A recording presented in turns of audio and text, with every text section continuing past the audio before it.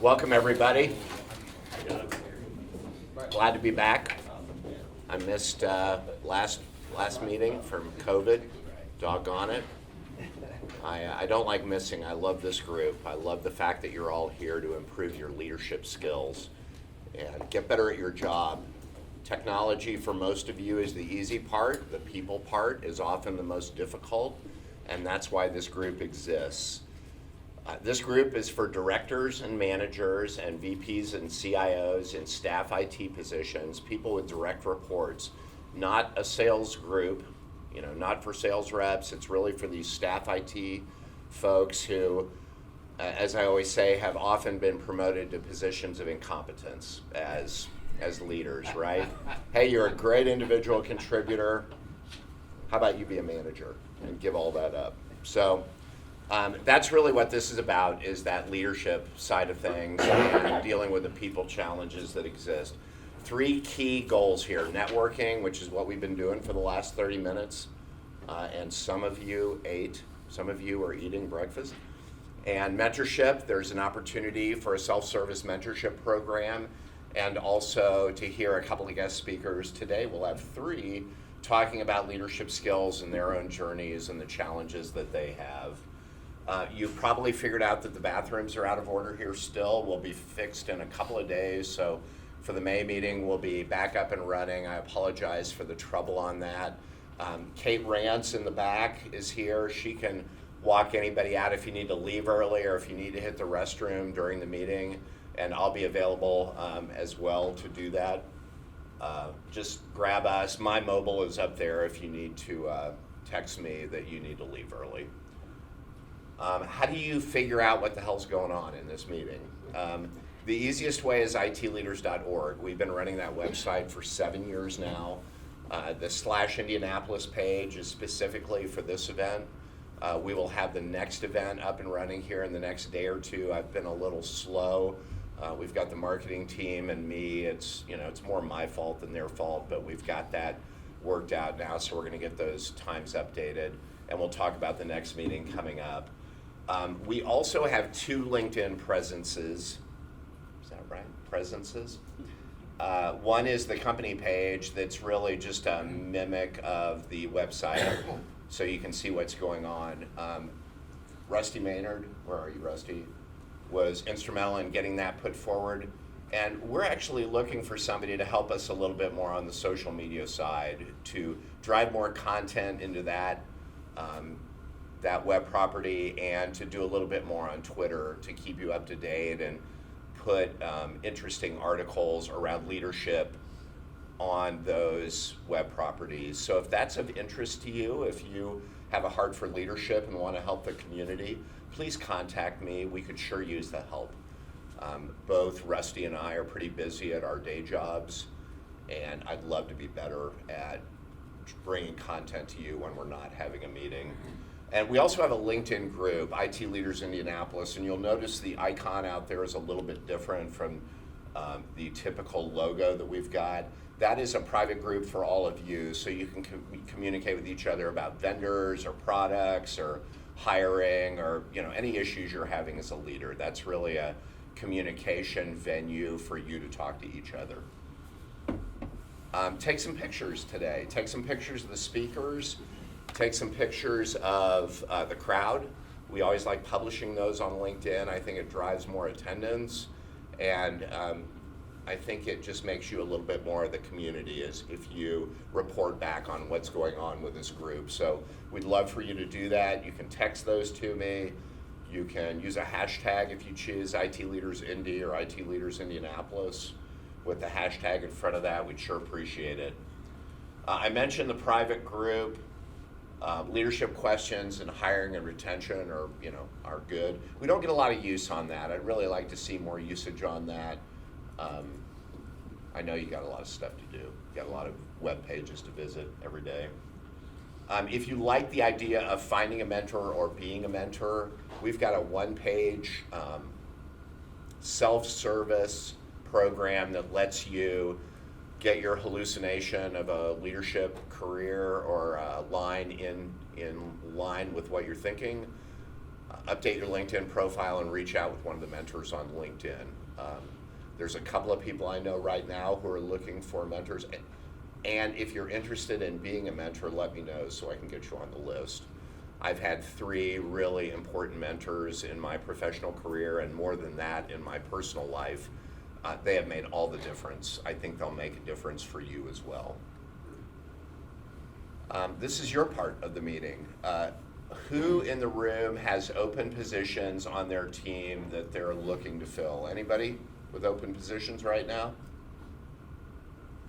I know it's a little bit more constricted than it's been in the recent past. Anybody? It's been a few months, but Not right now? Not right Who do you now. work for? I'm moving to Investor Flow. Okay. It's in the Bay Area. Okay. And that's the company that will have some roles in the next few months? I'm building a division there. Okay, fabulous. And your name again? Paul Farthing. Paul Farthing? Farthing, yes. Got it. Okay, so keep that in mind if you're considering options. Who's looking for their next opportunity in the room right now? Ryan, talk about it. Ryan Brubaker, Chief Information Officer, 25-year executive, looking for my next Chief Information Officer or CTO role.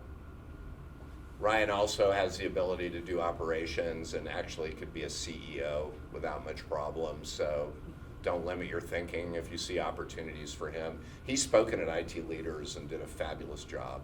One of the best models ever presented at this venue. Anyone else? Anyone else looking for their next role? Say, Brian Fedge. Brian. Just between projects at the moment, a couple of the pipeline, but if anyone needs anything, especially short-term, PM, BA, QA, data, or kind of all the soft stuff around. PM, BA, QA. Got that? Okay. I can do jack of all trades, master of none. All right, sounds good, thank you. Anyone else? Great, love that part. IT Leadership Boot Camp, ever since we started 7 years ago, we have put together a Leadership 101 course run by Lou Russell of Russell Martin and Associates. She is planning on starting a cohort late April, early May this year. It will be meeting up in Fishers, and it's 4 4-hour sessions that include self-assessments, 360 assessments, emotional intelligence training. We could all use a little bit more of that, and plenty of tabletop exercises. So I would really encourage you. Lou is amazing. She's really good with IT professionals. She's been doing it for 20 plus years. I would highly recommend that you reach out to her.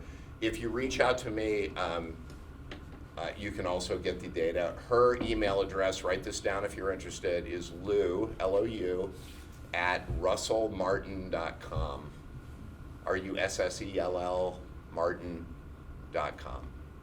Great. Next meeting, with no date on it, is May 16th here. It's always the third Tuesday of every other month. May 16th here at Expedient. I've got 2 fabulous speakers coming. Jeff Dodson, former CIO at United Health One. He's going to be talking about a high-performance culture, and he's actually building something new here in Indianapolis, so I think you'll be interested in hearing about that. Jeff has spoken once before at this group early on. He is one of the best CIOs in the city, in my opinion. He's really got a heart for his people, and I would encourage you to attend that. And then Sanjil Ramachandani from CNO, I hope I pronounced his name close to correctly. He has the most interesting story about a project that nobody wanted to touch, that he took over and really has brought some success to. So I'm looking forward to hearing his presentation as well. May 16th. That'll be on the website here coming up. Any events, Women in High Tech, anything going on? Not announced yet, but we have a couple of in-person events, woohoo. Yeah. That we'll be announcing soon, including our annual meeting, which I believe will be in July. July? Yeah. Okay, fabulous. Website is and hightech.org. .org. Okay. Anybody else with other peer group meetings or additional meetings that we need to talk about?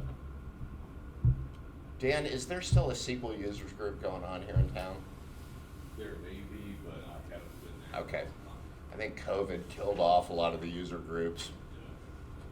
A lot of them have struggled. Anybody else? All right. I think Mike Gill just started in the RPA group. Oh, that's right, he did. Yeah, he was hoping to get to attend today. I think I got a note from him. It's in May. It's on Meetup. Meetup. In the RPA. Robotic Process Automation Group, Indy RPA. Okay, yeah, check out Meetup for that. I just want to express, as I always do, gratitude to my employer, Expedient, who lets me spend my time and their money hosting this event. It is a real pleasure to help you work on your own leadership skills. The first year we held this, it was mostly CIOs sending their direct reports here to be better leaders. And then it kind of switched, I'd say about a year in, and it's almost completely now people are working on their own damn skills. So I love that. I actually think it's a lot more meaningful if you're trying to improve yourself than if somebody's trying to fix you, right? So it's meaningful. Expedient is a 22-year-old co-location firm. We're one of the biggest VMware clouds in the country, and we have a variety of services now that are very focused around multiple cloud platforms, which describes most everybody we talk to these days. If you'd like to learn a little bit more, you can always reach out to me, and I'd be happy to talk to you about that. Today's speakers. We're going to start with Aaron Kopel from Project Brilliant, and Forrest Adam and then Teri Cochran from SGI are going to talk about their journey using a particular framework. Aaron, it's all yours. All right. Thanks, Doug. All right. So, good morning, everyone. I'm Aaron Kopel. So, there's a sheet on your table I want to grab. I'm going to do a little drawing here. I don't do PowerPoint, so I know a few of you are past clients in here, and also people come to some of our training classes. We do a lot of training on Agile and leadership and things like that. We also do coaching, consulting, and help people with Agile transformations. And so today, talking a bit about leadership and employee engagement. So, like I said, I don't really do PowerPoint, these kind of things, so I love to do training and like more interactive kind of things, and so we'll give you a little break from PowerPoint. But you know, it's been a while since I've done this in person, so I appreciate the fact that there's a camera back there. I feel at home now, so there's a camera on me. So, anyways, so we're going to talk about employee engagements and leadership behaviors. So this kind of looks like the thing on your page there, and I'm going to fill this in with me as I go. Grab a chair here. And so this is a little snippet of one of our leadership classes, and we'll just sort of add some things to it. But I want to talk first about the history of management and leadership, where this has sort of come from to now. Just get a little context to what we're going to talk about with employee engagement. Let me straighten this out a little bit. There we go. All right. So management, where did it come from? So when we think about modern management today that we see in most large companies, we think about it starting around the 1900s. And so this is basically Industrial Revolution, when management first started bringing people off of fields and farms into factories in big cities and working together.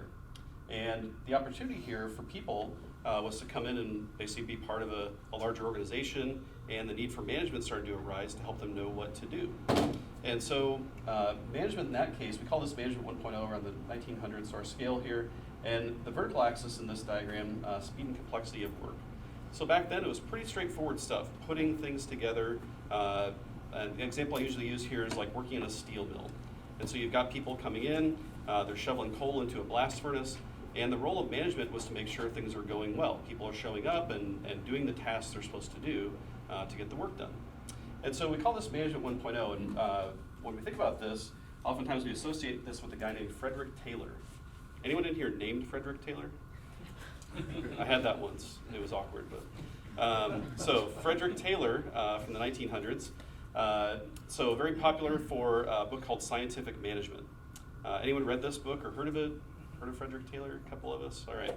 So Frederick Taylor, the book Scientific Management, what he was basically trying to do is apply a lot of measurement and scientific thinking to this work. And so we call this Taylorism, and the focus here is a lot on measurement. When we talk about measurement, it's often measurement of inputs. So for example, you're shoveling coal into a blast furnace. What we're measuring then is get a stopwatch out and measure how many shovels of coal can you do in 10 minutes. We do the math and figure out how much you should do every day, and there's a baseline, right? Now we have performance management. And that's where a lot of the performance management things that we work from today originated, right, from manual labor. And so this idea of measurement and holding people accountable to those measures. The other thing here we often think about here is the idea of control. So command and control kind of behaviors. Very directive kind of management, a lot of micromanagement that we think about today. It's the manager being right there with the employee, telling them exactly what to do, and if they do it wrong, they correct them, right? That kind of approach. This was revolutionary stuff back in those days, because before that, it was really ad hoc, right? Things were just sort of happening, not a lot of direction, not a lot of consistency. And so a lot of what Frederick Taylor brought to the table was process, consistency, measurement to make sure we're doing things at a certain level, right, of productivity. And so really revolutionary stuff, but maybe not great, right? As we move forward here in time to the 1950s and things start to get faster, right? The work starts to increase in terms of complexity, things are moving faster. And so as we go up this curve, post-World War II, what we're thinking about here is more about the lean movement. So who's heard of lean before? Lots of us probably, almost everyone, awesome, all right. So lots of thinking here. This, commonly we talk about Toyota, post-World War II, Deming, things like that. And so in this world of work, what we're thinking about here is a focus on people being able to do their job at their station. So think about like an assembly line, and people are working on their part of building a car, for example. Like there's someone that's putting on the steering wheel, someone putting on doors, and they specialize in that piece of the work. And so the role of the manager can shift a little bit now because those people have become more educated. They're not just fresh out of farms coming into factories. Now they've got a couple generations of doing this kind of stuff. And so the role of manager shifts a little bit from direct command and control and telling people exactly what to do to say, hey, you put the doors on the car every day, you know exactly what to do, you know what good looks like coming from the previous station, and they know what good looks like coming from you. And so there's a chain of events here. And so from a manager's standpoint, we can measure and manage things a little bit differently, right? So instead of measuring inputs that we usually do on this side, we're really measuring probably more about outputs, managing and measuring outputs. And so from each station, right, going from step to step. And so from a lean perspective, what we're focused here is more on the quality, and it's really quality like from step to step, right? So we're doing a check from when it comes from the previous station to my station. We can check it, right, in some way to say, yep, it's good. I do my part, then I pass it on, and there's some quality checks along the way. Along with that, we're starting to build trust in the employee's ability to do their job because they do it every day. They know exactly what to do, probably for years, right? They probably know better than the manager of what things are supposed to look like, how things are supposed to happen, right? And so we're building trust in their capability to understand what to do, how to do it, what good looks like, that kind of stuff. So the role of manager starts to shift here a bit from direct command and control to starting to trust the people a bit more to do their thing successfully. Right? Make sense so far? All right. So next step here is things continue to increase. We get more towards what we think about as the information age, a lot of IT and technology, of course relevant for all of us. But as things start to get faster and faster, the idea back here is with the direct command and control, managers are really in charge of everything, right? Directing the work. As we get to lean, it's more about managing the outputs and the overall process, right? So we're able to step back a little bit from the day-to-day work and look at the bigger picture and make sure the cars are coming off the assembly line correctly, right? So more about managing outputs from station to station, but also the overall picture. And so as we increase here or move forward in time and increase in the speed and complexity of work, it's hard for the manager to really have that insight and oversight of everything, right? There's so much going on and moving so fast. We've got to really start to rely on our people a bit differently than we had before. Not just to go station to station and do their piece of the puzzle, but to look at the whole picture because things are moving so fast. And so the idea of people having to wait for answers or wait for delays if there's a problem to escalate the problem up to management through the chain and back down and get answers, things are moving too fast to wait for that. So the role of management has to start to shift now to really not just trust those people, but to put them in charge of the work completely. And so the idea here, we think about this as the Agile movement.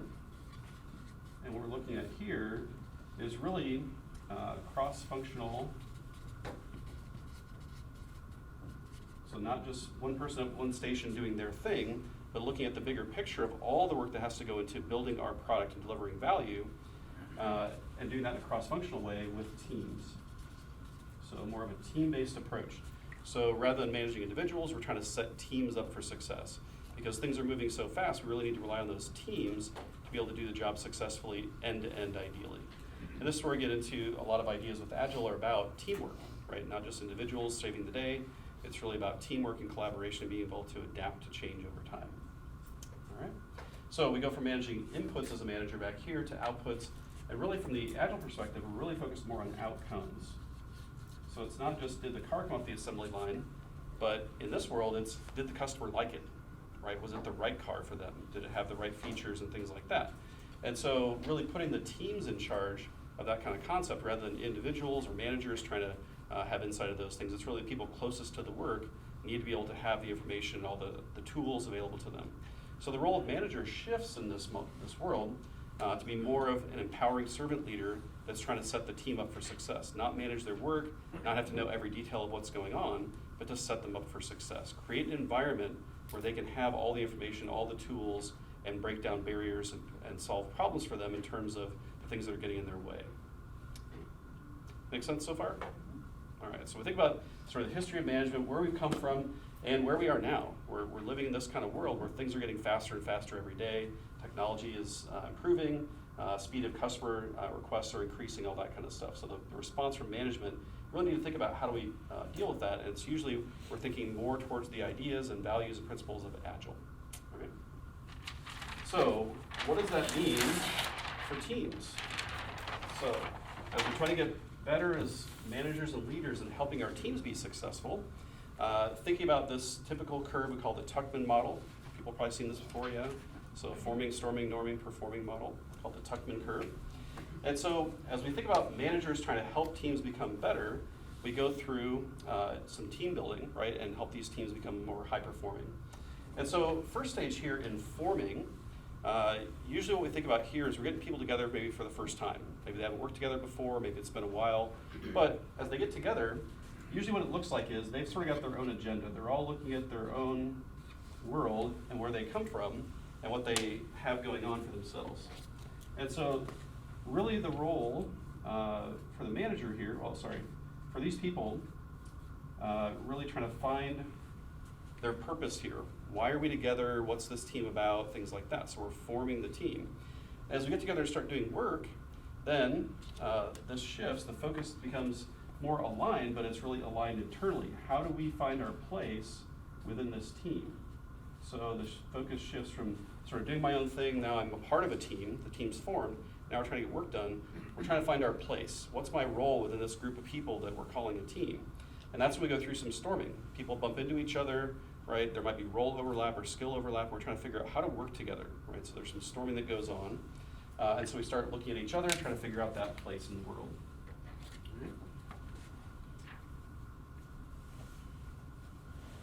So as we get through that, hopefully successfully, through that storming, it could be a good thing, right? Because we do find our place, we try to figure out how to work together as a team, figure out how to produce better, increase productivity, things like that. As we come out of that into the stage of norming, the way I think about this is now everyone's aligned in terms of where we're going, so we're all moving forward together, which is a good thing, right? So we're in alignment, we understand what we're trying to do, how to work together, where we're going, how to produce value for our customer, things like that. So it looks like everyone moving forward in the same way. And so as we get to performing then, as we get better and better at this stuff, we start thinking about, well, it's not just about individuals moving together forward, it's about how do we move together forward as a team. So it's not just a collection of individuals, we form a real team that's actually functioning well together. So it looks something more like this. They're all in it together, really collaborating, right? And so in this model, in this picture, what's the role of the manager in this progression? So we try to help the team become more effective, go through forming, storming, norming, performing, trying to get to that really nice, high-performing team that's functioning well and just awesome, rocking it. What's the role of the manager there? mostly support, coaching, Okay. knocking down roadblocks, Yeah. feeding them resources.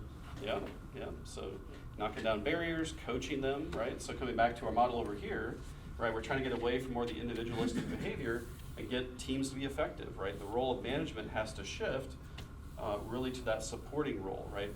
Managing outcomes, setting them up for success, creating an environment. So the manager is usually not inside the team, right? They're not there inside the team day to day. It's really a support function for the manager to really become the person from outside who's helping people be successful, helping teams be successful, right? How do we make that shift? That's the question. So I see a lot of organizations as we think about the progression here, management 1.0, 2.0, 3.0. A lot of times when we talk about this in our leadership classes, and we'll do sort of an informal poll and say, you know, where do you feel like your company is in this progression? And I hear a lot of like 1.5 to not a lot of 3.0 yet in terms of overall management across their organization, right?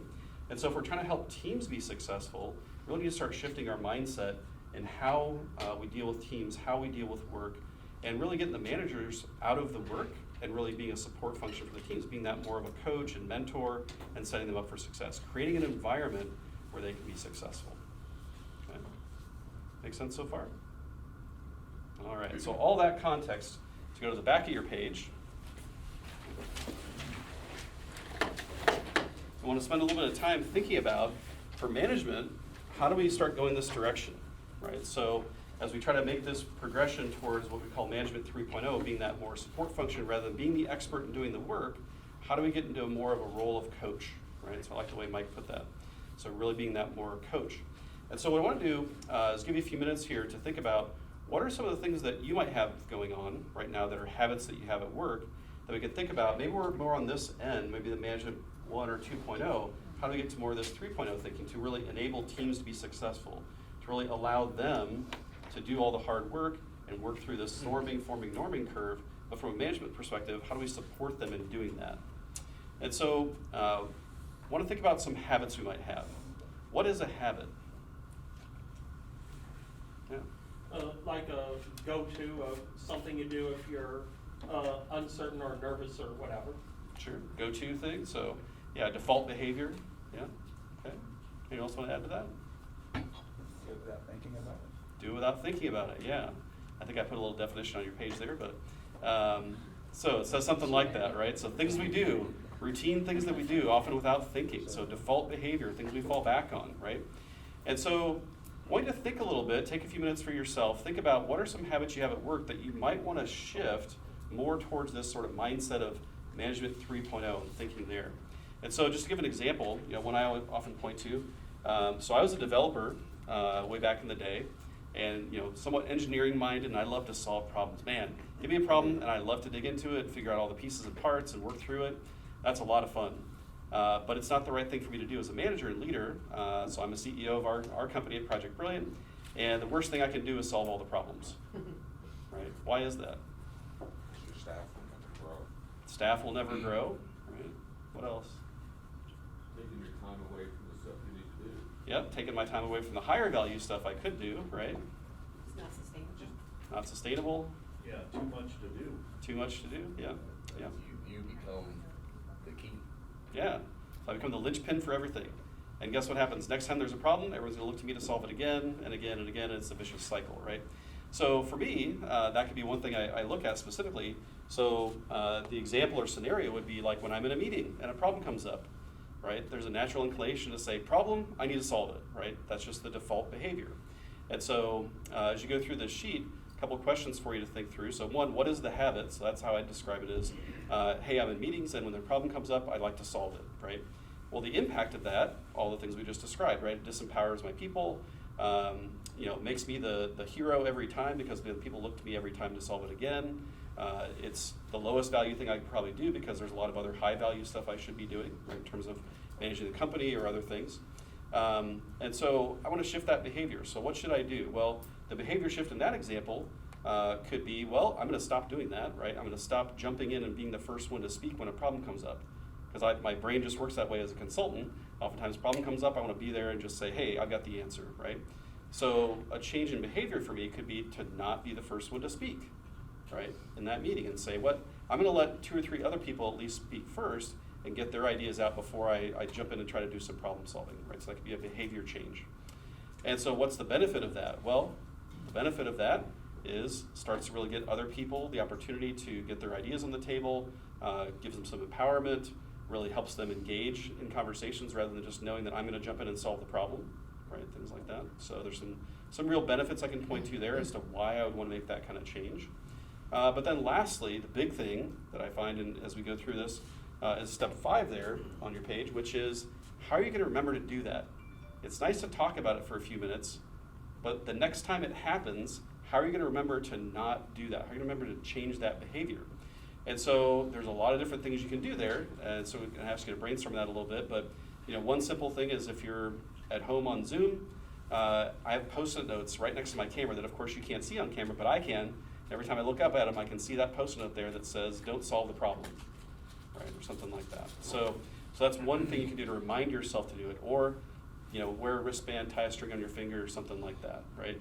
But want to remember, or try to find yourself a reminder to change that behavior. And so as we think about trying to really engage our employees, we want to think about some of these behavior changes that we can make as leaders to really nudge ourselves along this continuum more towards this management 3.0 concept by changing some of those traditional behaviors you might have towards more empowering and engaging behaviors to allow your people to step up. Right? So I want to give you a few minutes here to think through one of your habits, and then we're going to share them with your table. We'll share a few as a big group as well. All right? So let's take 3-4 minutes. So work through that on the back of your page there. There's just steps 1, 2, 3, 4, 5. So what's the habit? What's the impact of that? What can you do to change it? What would that look like in terms of behavior change? And how are you going to follow through? So try to fill that in real quick, 3-4 minutes. Just try to identify something simple. Right?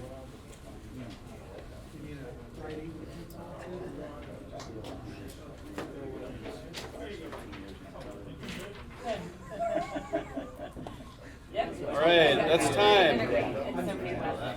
That's time. Let's come back together. So hopefully we got a chance at the table to share. Would love to hear some of these with the big group. So who would like to be the first person to share with the group? We sort of walk through all 5 steps would be great. So as little incentive, I'm going to give away books for the first 2 people to share. So who'd like to be first? I go first. All right, right behind you. Hand up first. Okay, so. Really loud so we can all hear it.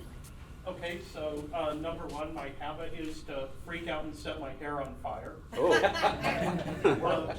So what's the impact? I know what here. So what's the impact? Well, it stops or slows down progress. So the new behavior I'm proposing for myself is ask 3 questions about the situation and or propose 3 solutions to the situation.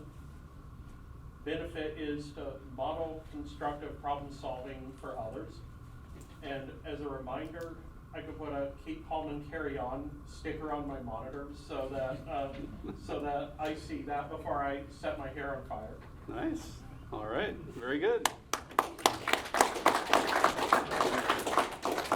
And the prize is this book called The Age of Agile. Anyone read this book? 1. All right. This book is, 5 or so years old at least. Predates COVID, of course. But it's a lot about why organizations should go Agile. It's not about how to do Agile. It's about why would we think about doing Agile in the first place. So good stuff. So thanks for sharing. Want to go next? Yeah. So my habit is I tend to ask the negative connotation questions. Someone presents something and it's, well, did you think about this? Well, what about that? Did you find or dig into this component? So the impact of that is it projects a lot of negativity. Excuse me. Projects a lot of negativity around the team and projects a lot of negativity in general.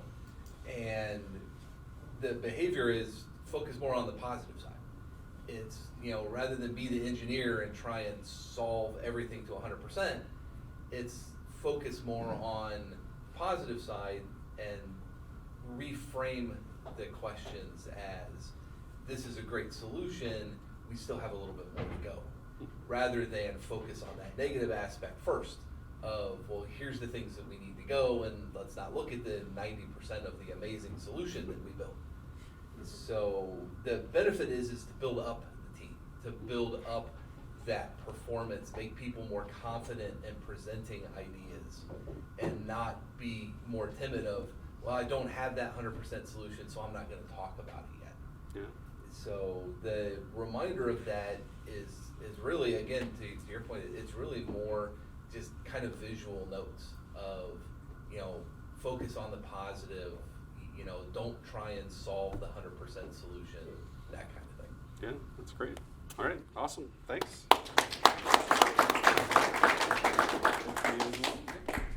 All right. Anyone else want to share? No more books, but it's always fun to hear. All right. We're getting close on time. So I just want to play off this last comment as well. So, some of these things I imagine are the reason we're focusing on the stuff that's not working or not done, of course, is a bit of ingrained behavior. Stakeholders probably thinking in that way, right? Hey, yeah, great, that stuff works, I expected that, but what about the part that doesn't work, and really hammering you on that, right?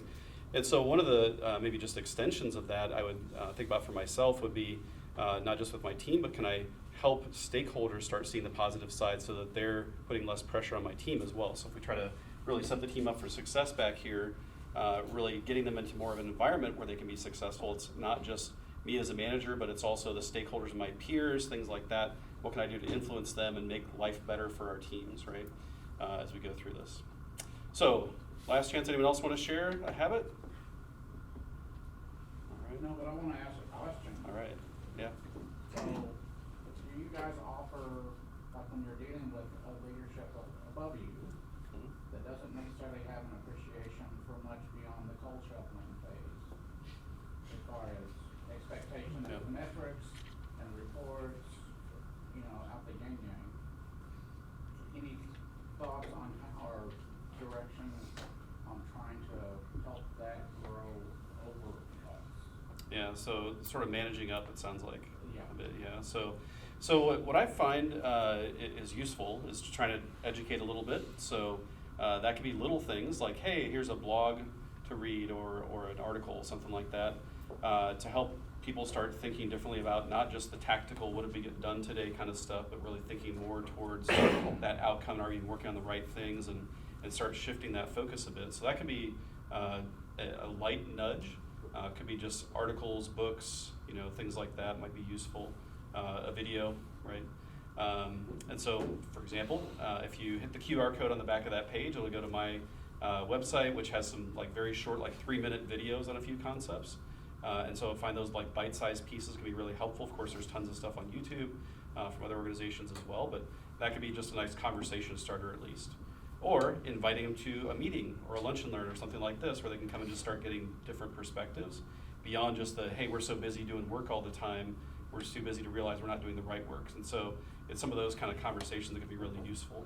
So I find education is a good first step. Thank you. Yeah, sure. All right, yeah, Mike. Aaron, one other comment to that is that if you're able to get any small wins of your own using these techniques, share them. That's another nudge. Is to say, hey, we just had this great thing happen. We did this and this and this. It was you call it out, but subtly, just a little different than what we used to do. And here's what we got as an outcome. That sometimes can help nudge them along. Just something I've used over the years. That's a good point. That experience shared. Yep. Yeah. That's great. Thanks, Mike. All right.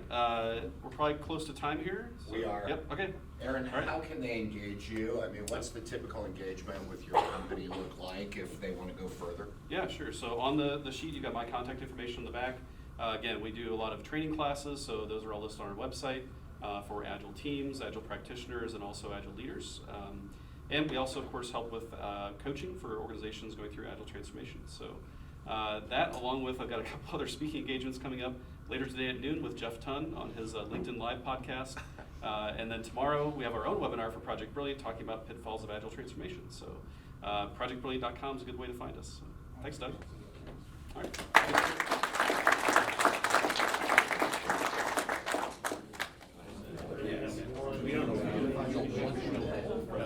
Have your attention. attention real quick. I'm just going to go ahead and get started. I know we're on a clock here, so I'm going to go ahead and fly through. My name is Forrest Adam. I've been with SGI, the company I work for now, for 20 plus years. I want to say how long. I've been in a role of COO and CIO as a combination, so I control the operations as well as the tech stack, you know, for the best part of that career. I just crossed over the 60 mark, and essentially I'm on my way out of this company at some point, and I have delegated and transferred ownership of the tech stack to my cohort, Teri Cochran. Yeah, hi, I'm Teri Cochran. I started at SGI 12 years ago as a software development manager. Over the years, roles and responsibilities grew and adapted. Last year, I was promoted to Chief Technology Officer. I oversee all of our software solutions, both internal and external, as well as our end user help desk. I'll speak later. Okay, so today I just want to go through a story. I'm not here to teach you guys what traction is. I'm not here to talk through some different things, but just as a reality check, who here has heard of traction? By raise of hands. Okay, some of you have. Who have implemented traction and are currently running their company that way? Okay, we're a small crowd. And then lastly, I won't ask the last one. Have you tried traction and just stopped? You guys still running it? Okay. Okay. So what I want to talk about today is just how we got started with this. So first things first. Quick introduction of SGI because I want you to have some context. SGI is just shy of a $20 million company. We are a marketing fulfillment company. What that means is we warehouse marketing literature, mostly for biopharma clients. Highly regulated, highly demanding. We do a lot of patient support stuff, a lot of websites, a lot of portals, things of that nature. Okay? We've been operating as a company since 1967. We've evolved a lot over those years, obviously changing with the marketplace, changing with dynamics, but essentially we're a small entrepreneurial company. We put customers first, we work hard, we want to be kind while we're doing that, okay? So just a little bit of context behind SGI. You guys recognize this reading list, I'm sure. How many of these books up here have you read? Probably a bunch. I wanted to start off the journey with Traction before Traction even got introduced to SGI. We've read these books.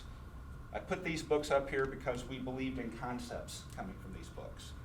I don't know if you've read all of them or not, but things like Winning Frames, the Oz Principle, dealing with accountability, 7 Habits, a baseline. Do you have private victory? Do you do what you say? Can you be trusted? Things of that nature. So we started off as an organization philosophically believing in these principles.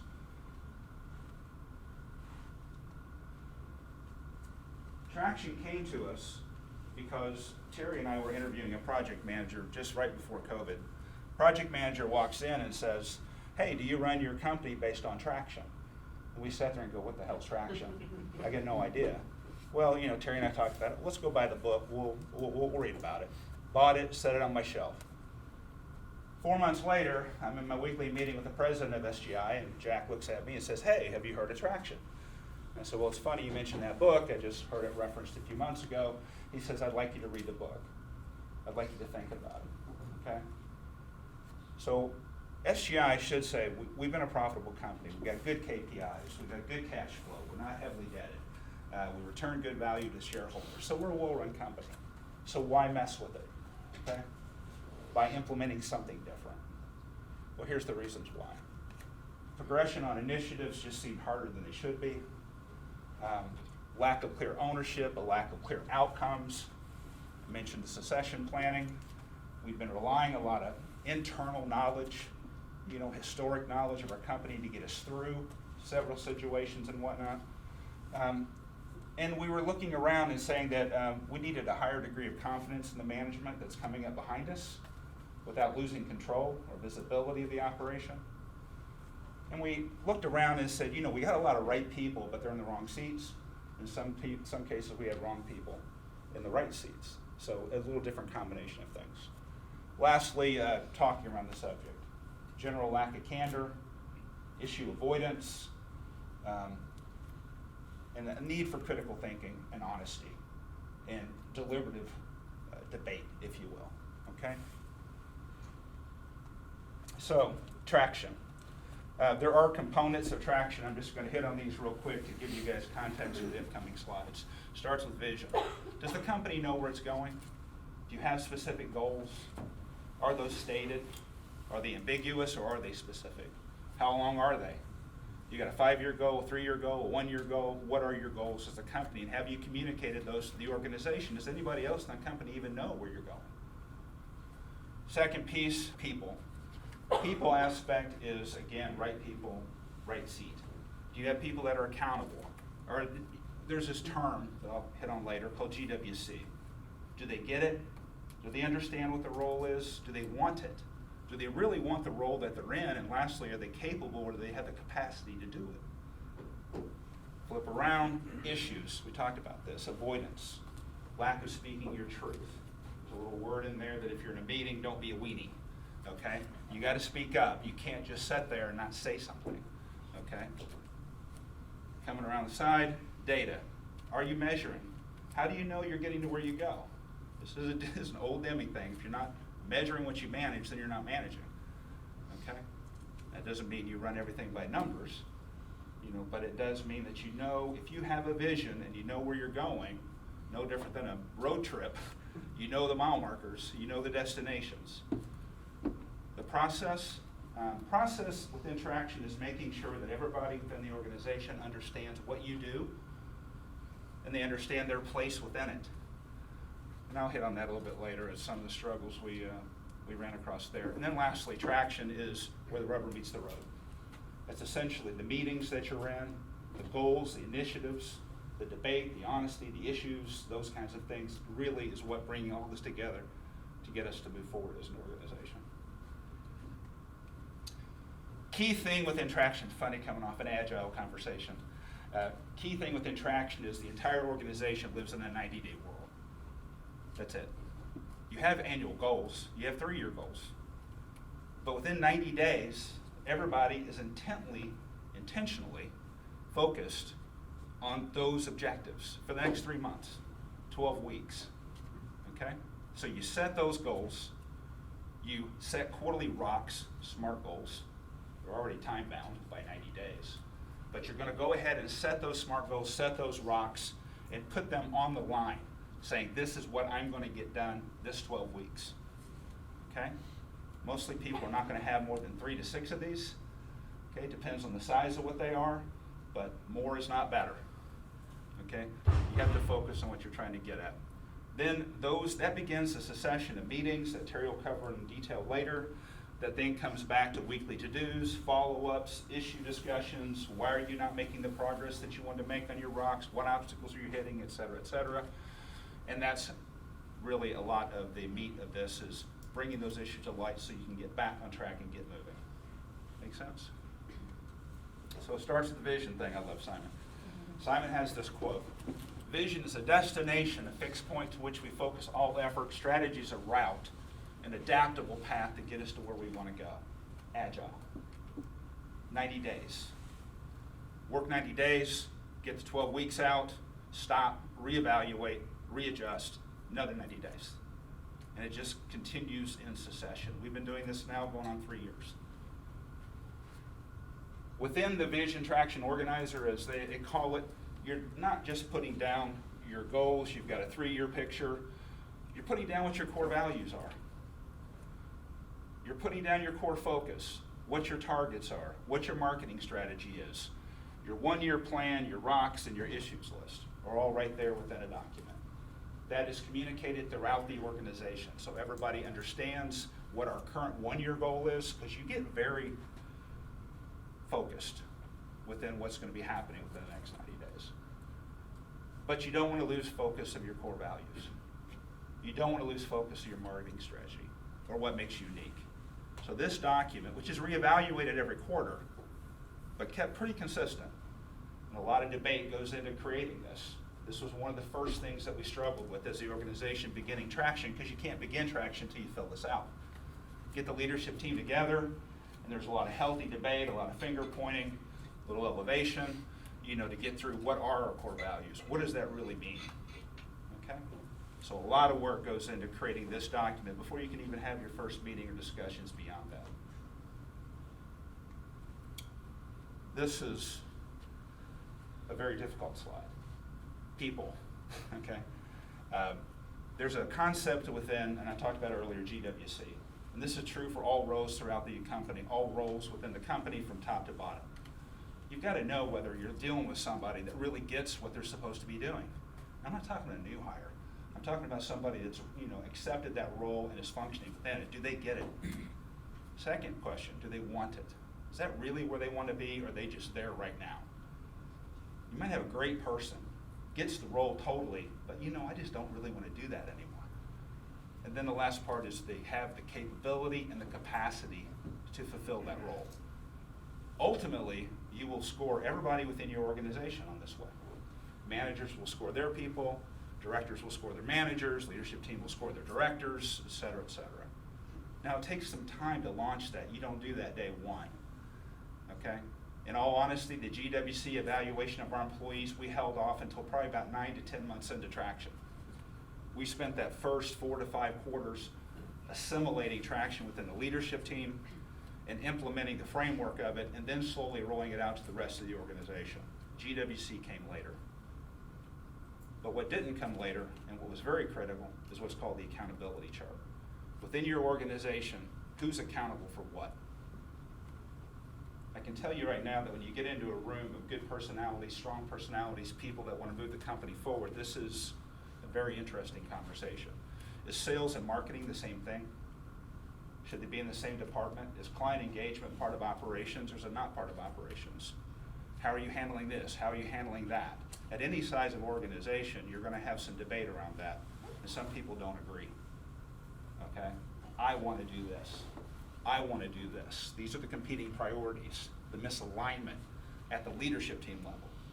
I can tell you that within the first 18 months of doing traction, we swapped out 2 leadership team members. It was just a misalignment. They're good people, just a misalignment. They wanted to do this. The organization wanted to go this way, okay? So one of the struggles that you begin with up front is, are you on board or you're not on board? And sometimes people will say they're on board. Okay, they'll probably try to fake it until they make it, okay?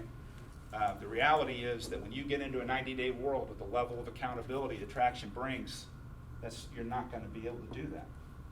You're just not going to be able to deliver on your commitments. So a very, very important piece. There's this last concept of 36 hours of pain. Make the call. Don't let it dwell. You got a misalignment, it's going to hurt the entire organization and you can't move forward. You got to make a call. You got to make that call. You got to change out that leadership team member or change the roles or do something in order to make sure that you've got that alignment before you can move forward. Data, scorecards, alignment. So when you look at this, each level of meetings, and Teri will cover those a little bit later, but every meeting has a scorecard. So putting a scorecard together was hard, okay? Because you got to have weekly numbers, okay? The accountants, you talk to the accountants, they're like, well, no, I can't really give you that number until we close out the month. It's like, well, then it's not a scorecard metric. This has to be a metric that you're looking at every week. Things like new or unresolved client issues, system uptimes, anything along those natures. You have to come up with a weekly number. And it's got to be a weekly number that is indicative of the success of the business. As they say, there's this island thing. If you're an executive living on an island and you got one sheet of paper about your company, what needs to be on that sheet of paper to let you know that it's on track, that everything's good? Every number in here has a margin or has a benchmark set on it. Anything below that's red, anything above it's a green. If it's red, it's an issue. It's going to get put on the board. It's going to get discussed about. Don't be surprised, okay? There's going to be a question. What's going on, okay? Every level of organization, leadership team, director levels, departmental level, all have scorecards. Those scorecards are, to the extent that it's important, are aligned. So uptime for websites which service our clients is also on Teri's scorecards at her meetings, as well as infrastructure scorecards, different places. But you're trying to weave together data on this front.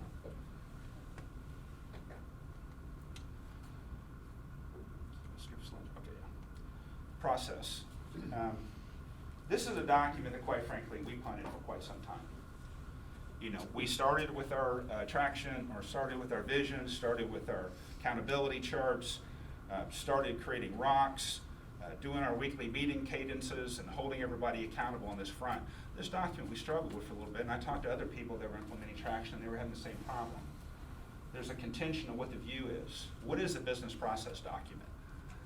Now, as an IT guy, you know, I'm thinking flow charts, I'm thinking details, everything's kind of spelled out, you've got a Gates Sarson running there, you know, you've got everything that you need in order to fully understand it. That's not the context that we needed to come up with here. Okay, so we had debates. You know, we are an ISO 9001 company, we're also an ISO 27001 company. So those documents, there's work processes, everything's there. I'm not gonna copy it and put it over here. So what we came up with for us was every functional work area, every major workflow has about a page to 2 pages that explain how that flow works, okay? You gotta write some poetry here, guys. You know, not the Magna Carta. And then essentially the purpose of this document is everybody within the organization can look in the department that they work for and understand the context of where they are within the organization. That's how we've used this document. Okay, make sense? So there's the vision thing, there's the data thing, all of this thing comes together into, I'll turn it over to Teri. Awesome, thanks, Forrest. All right, we'll start off with a little audience participation. Who here has ever sat in an unproductive meeting besides me? And they're the worst, right? What I love about Traction is that it makes those unproductive meetings a thing of the past. And where we start at is with the quarterly meeting. The quarterly meeting is where we start to live in a 90-day world. But why is a 90-day world important? There's actual data behind it. Number one, 90 days is the actual attention span most people have.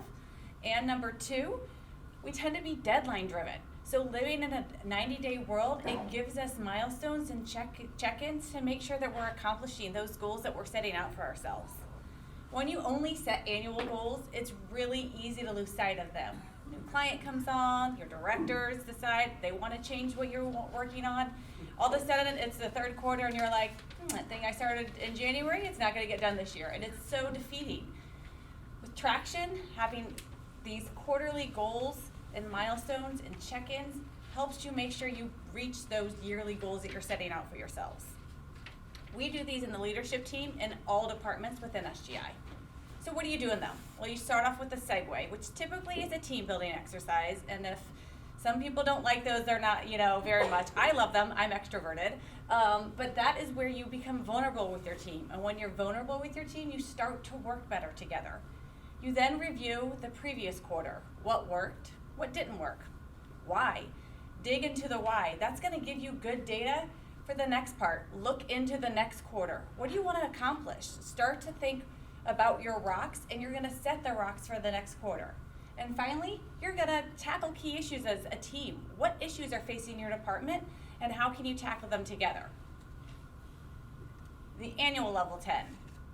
It's basically an enhanced quarterly level 10. We run these at the end of the fourth quarter because what it does is it allows us to have clear direction for the company and a vision for when we return from the holidays. We only do these at the leadership team level, and then that information is distributed amongst the departments so that they can start the year off with hitting the ground running. In these meetings, we review all 6 areas of the veto that Forrest went over and make sure that we are all aligned and all headed in the right direction. From there, we'll set our next annual rocks based on that direction that the team came up with together. There's also some team building, a dinner, some drinks, all that good stuff tends to happen as well. That team building's a little bit more fun. The weekly level 10s. Implementing weekly level 10s across the organization was the secret ingredient for SGI gaining traction. I participate in 3 of these a week where I lead 2. One of them is a hybrid. Half the team is in my room and half of the team is online. And that one can be a little bit tricky. What I love about these are that they are prescriptive, informative, and focused meetings. My old boss, Forrest, who I care about deeply, he was famous for having meetings run over. He would schedule them for an hour, and 75 minutes, 90 minutes, we're still discussing things. And we are like, hey, Forrest, we got things to do. That just doesn't happen with Traction because the agenda is time-bound. You have very specific things that you're supposed to talk about at a time limit in which you are to talk about them. In fact, when we first implemented Traction, we would bring stopwatches into our meeting rooms. And as we're going through the segue, guys, we have 5 minutes, go. Be quick about it. And if we didn't finish a section, we would just move on. We learned to get really good about this very quickly. But it didn't all come together on day one. And in fact, it took a long time to kind of get the kinks worked out. So let me tell you about some of those challenges that we faced. Number one, getting the right people in the room. I have 6 web developers on my staff for software, and having them all in the room, man, I would feel like that was a waste or a missed opportunity of billable time. So I bring my lieutenant into the room. He collects the issues from his peers, and then we lift them up and discuss them with the rest of the department, and then he disseminates the information back down. It's a great growth opportunity for him. Getting your teammates to participate, having them bring issues into the room is another challenge we faced. That can be really tricky if you have introverts on your team like I do. They don't want to participate or raise their hand. Getting your team to focus. We try and implement a no cell phone or no laptop policy in the rooms so that people are taking 90 minutes to disconnect and work on the business. That's been the biggest hurdle for the infrastructure team to overcome. Well, what if a server goes down?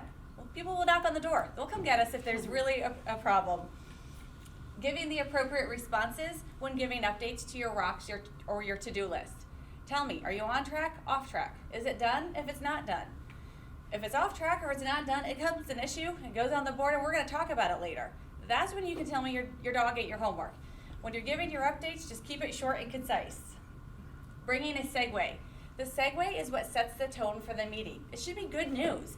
It's going to make everyone happy. There's nothing worse than someone bringing bad news to the room. I have nothing good to share. Nothing good is happening in my life.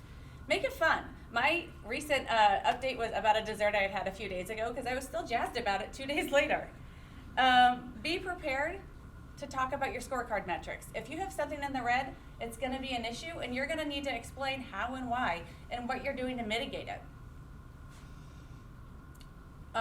Speaking of issues, bring issues to the table. Don't be afraid to talk about something that's uncomfortable. That's where the best conversations and discussions are going to happen and where you really start to solve problems.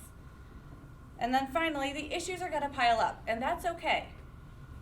What your team will do is you'll prioritize them and work through them together as a team. We typically start with scorecard and rock issues first, work our way through those, make sure we know what's going on, and then we tackle the rest of the issues. We identify the issue, we discuss it, and then we solve and create weekly to-dos to make sure that we get those all wrapped up. So how do you know if your weekly level 10s are running correctly or gaining traction within your organization? Well, at the end of every level 10, your team is going to score you to your face on how effective your meeting was. The scale is 1 to 10, and they will go around the room and tell you how much they enjoyed that meeting. Your goal is to get an 8 or better, and you know you're hitting your stride if you're getting 8s consistently. And when you do, your team's going to be energized and excited about level 10s. As I mentioned, I have a very introverted team, but here are some things that they've said to me in the last couple of quarters thinking about level 10s. I can't wait for the level 10 this week, Teri. Teri, I have an issue. I can't wait to discuss it at our level 10. And the best compliment we got about Traction from my most introverted team member was, man, these level 10s are the most impactful and effective meetings I've ever participated in my whole career. And this is someone not fresh out of school. He's been in the industry 20 plus years. So I feel like we're on the right track here. So with that, I think we've talked through our journey with Traction, and we'll open the floor up to any questions.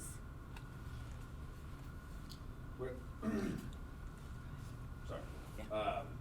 Where do you get these type of, are these templates as part of the book?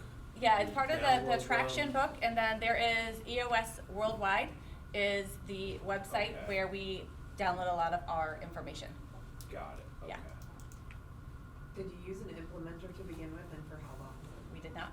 We did not, we did that ourselves. So the visionary, there's two roles in the company referring to. One is the visionary, that's the person who, usually the owner, CEO, president, et cetera, top dog. And then you have what's called the integrator. Okay, and the visionary is there to throw out all his visions, talk about what he wants to do. The integrator is to hold that all accountable. So as we started, Jack Burns, president, was the visionary, I was the integrator. So I was facilitating all the meetings. The agenda that Teri pulled up there is the agenda straight out of the book. We were a company that tended to roll our own. We'd read all these books before. Oh yeah, but we know a little bit better way. We know, we can tweak this, we can do that. We chose not to do that. We chose to be very prescriptive and hold us to that. So we created those agendas, pulled snippets out of the book to make sure everybody understood what that part of the agenda was about, and just rolled with that. So. Teri, I saw that you had weekly and annual. Did you also have quarterly up there too? We did have quarterly. So, do you ever have any timing issues? Because you're ending one quarter, starting another, but by the time you have that meeting, you're already into the following. Yeah, so when we do our quarterlies, we tend to do it the last 2 weeks of the quarter so that we have direction. So we'll do it at the leadership team level so that we can set the direction. And then in theory, we try and make that get down to the departments before the next quarter rolls over. Obviously, like right now, we're in spring break season. So our leadership team, I'm going on spring break, so that's one of the problems. And so our leadership team is not meeting until after the quarter starts. So this quarter, we're trying something new. Departments are doing their own quarterlies to raise up the rocks that they want to work in so that we're not pushing them all down. And then we'll get some alignment there in 2 weeks. Okay, thank you. Yeah. Are you an Agile shop, and if so, how did Agile change or evolve as you went through? We're agile-ish. Yeah, I mean, most of our projects that we do, my first 10 years was in retail pharmacy where projects were like year-long, 2-year-long things. In this business, our projects are usually less than 6 months. These are very targeted, so if it's an enhancement or if it's a new website for a client or HCP or whatever, our projects tend to be smaller. And even the larger projects, because I've been burnt too much in my life in the past, I don't believe any project that goes beyond a year. Because if you're working on it and you're biting it off anything more than 3 to 6 month chunks. So that's what she means by agile-ish. Yeah. So. We have other projects besides just IT projects within the warehouse space and fulfillment as well. You had the top dog kind of bring this model to you to try and implement. And you mentioned the secret ingredient that you felt like was high impact was the weekly meetings. Was that the biggest level of change you saw from what you used to do with all the other books and all the other programs? I'll be honest, it's not one thing like that. Okay. It is truly a culture change. Getting everybody to understand their accountabilities. Again, that's why we're big believers in 7 habits. Okay? If you can't achieve private victory, then nobody's going to believe you on a public stage. We firmly believe in those values. So I think it was a combination of the framework of setting up traction, getting your organization right, and then starting the rock setting exercises and seeing what's coming out of that. Just setting rocks, quarterly rocks, and holding everybody accountable to it, because the goal there is you need to get 80% of your rocks done every quarter. So when you start out, you've got a lot of people that'll, and we all know these folks, right? And I tend to be one of them myself sometimes. They overextend. Okay, I'm going to solve world hunger in 90 days. No, you're not. Okay, you can barely feed the guy down the street in 90 days. Okay, so you have to bite it down. So it's just the whole thing, but it does all come together in that weekly meeting, because a lot of, like in PMP, okay, those of us that have run projects in IT before, when you pull that project team together, whether it's on a weekly cadence or a bi-weekly cadence, and you're pulling in there, what did you get done last week? What did you get done this week? Where you are on the Gantt chart? It's the same kind of meeting. It's just it's on a more global scale for the company and dealing with company issues, not project issues, right? So that's one of the reasons I really liked it and jumped on board with it. We have time for a couple more questions. Is this all-in, everybody in the company's doing this, or do you somehow so if you work for a big company, I'm trying to imagine in a big company how you scale this. You start small.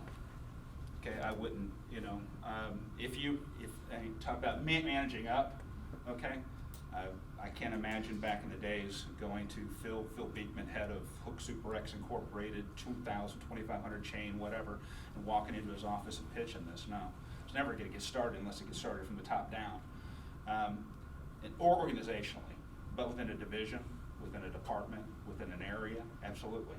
I would take it there, because your vision, the rest of the company is your visionary. They're giving you what needs to be done within that division. Just grab it and chunk it out there, and And then, as somebody said earlier, post some notes, show some videos, show some success, and maybe that'll filter its way up. That would be my Do you thought. link this to individual performance management in any way? You guys Yes. do? Yes, I mean, we have competency charts, we have all of that for the Quarterly action roles. plans based off of the goals and the rock set. That's how you get to the GWC part. You know, every person's evaluated within their role. But done in a proper way. That's why 1 minute managers up there, right? You know, we don't believe in just slapping people around, so. The people part can be sometimes the most difficult. So what happens in your organization when you identify somebody who's the right person in the wrong seat? Do you find the right seat for them? Yeah. Well, even before Traction, we had that inclination. I had an individual that was working for me out in the warehouse. He actually started out in quality assurance. He's out doing all the audits, all the scans, but you know, he's got something cooking here. I see the lights are on, you know. And so I'm looking for opportunities. We move him over, say, hey, you know, want to try this receiving supervisor job? No. That individual did not want to manage anybody, okay? So then we move over to a different area where it's a different kind of supervision. Again, dummy, he doesn't want to manage anybody. Then we got him over into estimating. Perfect. So yeah, you can rotate people around, but you can't turn a blind eye. You know, so yeah, if we have great people and great talent, we want to salvage them. It's not just show them the door. It's like try to figure out who they are and what they can do, and then where can I align that? And do I have an opportunity to align it? And if I don't, well then, you know, you need to be successful somewhere else. You know, not to be rude about it, but yeah. Final question? Teri, Forrest, thank you so That's much.